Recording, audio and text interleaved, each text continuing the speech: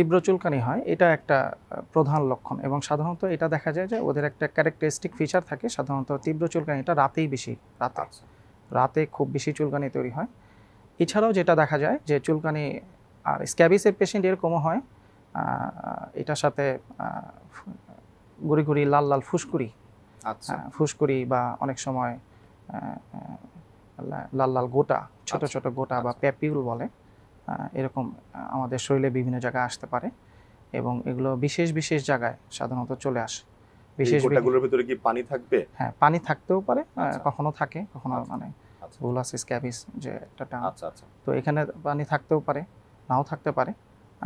এই ধরনের চুলকানিগুলো আঙ্গুলের চিপ, আঙ্গুলের যে ওয়েব আছে, ফিঙ্গার ওয়েব, এখানে খুব বেশি হয়, খুবই সংক্রমিত হয়।